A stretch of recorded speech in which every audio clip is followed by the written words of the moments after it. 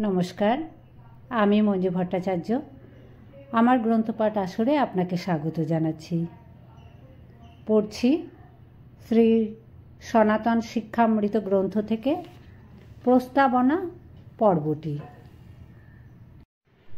কলিযুগ পাবনাবতারী শ্রীকৃষ্ণ চৈতন্য মহাপ্রভু রামনায়ে শ্রী সনাতন, শ্রীরূপ, শ্রী গোপাল ভট্ট, শ্রী রঘুনাথ ভট্ট, শ্রী রঘুনাথ দাস ও শ্রীজীব গোস্বামী পরম্পরায় শ্রীকৃষ্ণদাস, শ্রী নরোত্তম, শ্রী বিশ্বনাথ, শ্রী বলদেব, শ্রী জগন্নাথ, শ্রী ভক্তিবিনোদ, শ্রী গৌর, কিশোর, শ্রীমদ্ ভক্তি সিদ্ধান্ত, সরস্বতী, শ্রী ভক্তিপ্রসাদ, পুরী শ্রীমদ্ ভক্তি প্রদীপ তীর্থ, শ্রীমদ্ ভক্তি কেবল ঔরুলমী ও শ্রীমদ্ ভক্তি শ্রীরূপ ভাগবত মহারাজ প্রভৃতি গুরুবর্গের শ্রীচরণ বন্দনাপূর্বক শ্রী সনাতন শিক্ষামৃত গ্রন্থের মঙ্গলাচরণে দু একটি কথা নিবেদন করছি। নমস্ত্রীকাল সত্যায় জগন্নাথ সুতায় চ সভৃত্তায় সপুত্রায় সকলত্রায় তে নমঃ। শ্রীমদ্ বৃন্দাবন দাস ঠাকুর চৈতন্য ভাগবতের মঙ্গলাচরণে সপার্ষদ শ্রী গৌর সুন্দরের বন্দন মুখে সপুত্রায় শব্দের যে উল্লেখ করেছেন তার পুত্রগণ কারা? সদুত্তরে শ্রী ভক্তি সিদ্ধান্ত সরস্বতী প্রভুপাদ তদকৃত ভাষ্যে লিখেছেন, শিষ্য পারম্পর্যে তদাশ্রিত তক্তগৃহ ভক্তবৃন্দ স্বর গোস্বামী বৃন্দাদি হলেন তাঁর পুত্রস্থানীয়।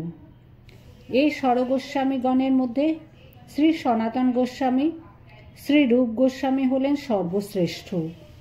মহাপ্রভু তাঁদের যে অতিশয় পুত্রের মতন স্নেহ করতেন তার উল্লেখ শ্রীকৃষ্ণদাস কবিরাজ গোস্বামী তৎকৃত শ্রী চৈতন্য চরিতামৃতে বর্ণনা করিয়াছেন।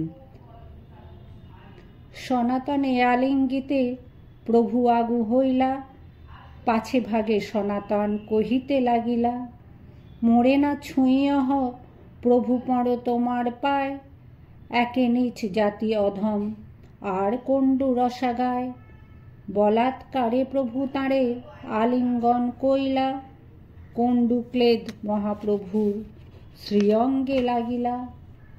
প্রভু কহে তোমার দেহ মোর নিজ ধন, তুমি মোরে করিয়াছ আত্মসমর্পণ, পরে দ্রব্য তুমি কেন চাহ বিনাশিতে, ধর্মাধর্ম বিচার কিবা না পারো করিতে, তোমার শরীর মোর প্রধান সাধন, এ শরীরে সাধিমু আমি বহু প্রয়োজন।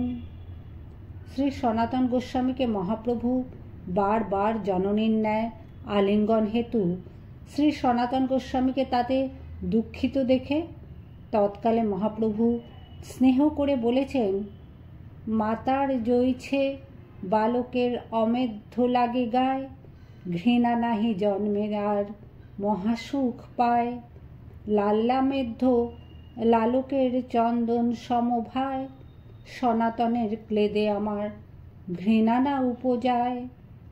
মহাপ্রভু এসব কথা বলবার পর পুনঃ বলেছেন, সনাতনের দেহে কৃষ্ণকণ্ডু উপজাইয়া, আমা পরীক্ষিতে ইহা দিলা পাঠাইয়া, ঘৃণা করি আলিঙ্গন না করিতাম যবে, কৃষ্ণ ঠাঁই অপরাধ দণ্ড পাইতাম তবে, পারিষদ দেহ এই না হয় দুর্গন্ধ, প্রথম দিবসে পাইলু চতুষ্সম গন্ধ। শ্রী সনাতন ও শ্রীরূপের জন্য মহাপ্রভু যেন মাতার ন্যায় সদা সর্বদা চিন্তা করতেন। বৃন্দাবন থেকে কেহ পুরীতে এলে প্রথমেই জিজ্ঞাসা করতেন শ্রী সনাতন ও শ্রীরূপের কথা, তারা কেমন আছে, কিরূপভাবে ভজন করছে ইত্যাদি। শ্রী সনাতন বড় গোসাই বলে খ্যাতি লাভ করেন। কাশীধামে শ্রী সনাতনের শিক্ষা লাভ হয়।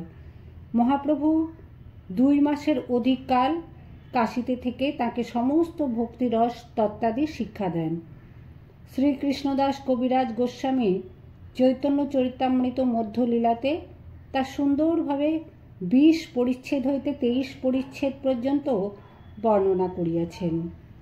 আমি সেই সূত্র অবলম্বনে এই শ্রী সনাতন শিক্ষামৃত নামক গ্রন্থ রচনা করতে প্রবৃত্ত হইলাম।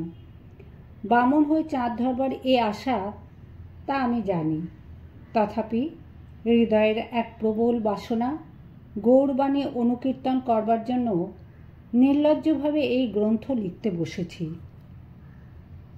আমার একমাত্র সম্বল শ্রীহরি, গুরু, বৈষ্ণবগণের কৃপা আশীর্বাদ। আমি নিতান্ত অজ্ঞ, মূর্খ, কীটানুকীট, নগণ্য পাত্র। আমার কোনো শাস্ত্রজ্ঞান নেই, কোনো সাধনের ভজনের বল নেই। তবে শুনেছি গৌরহরির নিজ জনগণের প্রসাদে অজ্ঞ ব্যক্তিগণও ভক্তিশাস্ত্রের প্রবর্তক হইতে পারে। এই ভরসায় সম্বল করে এই কার্যে প্রবৃত্ত হয়েছি। শ্রীগুরু বৈষ্ণব পাদপদ্মে পুনঃ নিবেদন করছি, আমি আমার মায়া কলুষিত চিত্ত ও আত্মশোধনের জন্য মাত্র এ কার্যে প্রবৃত্ত হলাম। এতে আমার বিন্দু মাত্র কৃতিত্ব নেই। গুণগ্রাহী অদোষদর্শী সুধী পাঠকবৃন্দের শ্রীচরণে বিনীত প্রার্থনা, আপনারা অনুগ্রহ করে আমার ভুল ত্রুটি নিজ গুণে ক্ষমাপূর্বক ভাবটুকু গ্রহণ করবেন, ইহাই প্রার্থনা। ইতি বৈষ্ণব দাসানুদাস ত্রিদণ্ডী ভিক্ষু শ্রী ভক্তি সুন্দর সাগর।